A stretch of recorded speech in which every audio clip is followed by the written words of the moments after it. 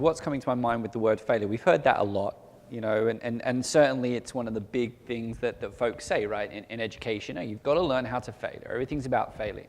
And I think everyone gets that. Everyone gets the fact that failure is a good thing. But then you referenced the point that when you do share with a student or an intern or an employee that perhaps they failed at something, you feel like their heart's broken. Now, within the education system, that sometimes even becomes more challenging, right? So although it is, we want to welcome failure, the system and to a certain extent the relationship that an instructor might have with his fellow students can make it difficult, I believe, at least in my experience, to really try and expose the failure and highlight the failure to the extent that actually it would be in industry. So Joseph, have you experienced that? Have you thought about that? Have you developed some strategies? And I've experienced it personally. And you know? so how? Anybody who's in the creative field, if you haven't experienced that, you know, then I don't know where you've been going to school or what you've been doing, because you know we all have hopefully have thick skins.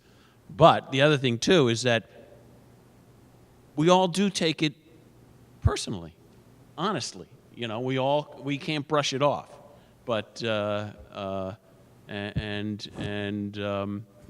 again, Dan, my student, and I were talking about, you know, he's down at SVA right now, taking some classes, and he was speaking about how critical, you know, but, you know, the teachers were. And I say, you know, criticism can come in a couple of ways. It can be hurtful, okay? And that's not good. And that kind of criticism, you know, whether you're getting it with a teacher or your boss or a client.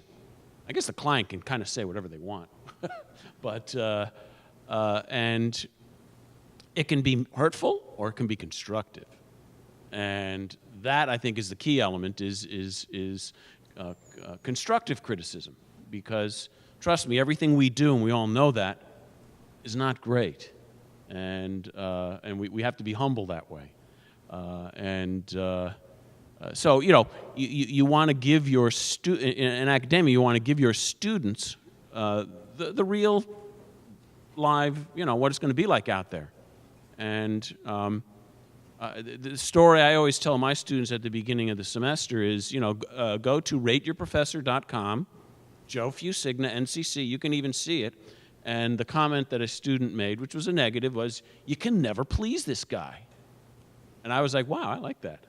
Okay? I like that. I took that as a compliment because, you know, if I was easily pleased, then I'm not doing my job. And you know, I think school can be somewhat of a safe environment, but if you're in the, you know, the job and your supervisor is really sometimes screaming in your ear or something. I mean, I've never really experienced that. Usually in the art world, they don't say anything. They don't like your work, they don't say anything.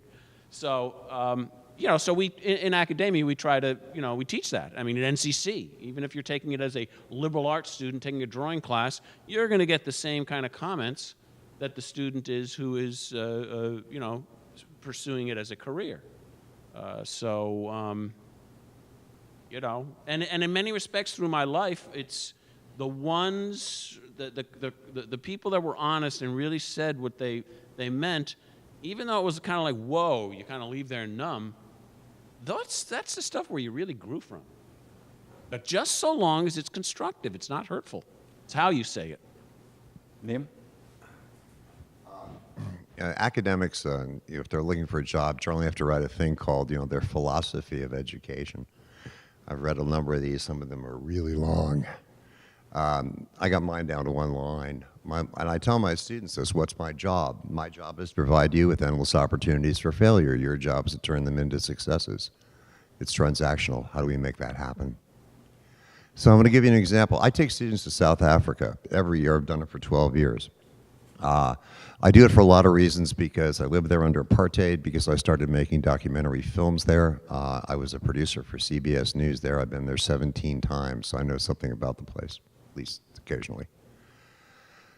My students went out on a shoot this December. We just finished a film on the water crisis. As you may know, there's not a lot of water in Cape Town. It's gotten a little bit better.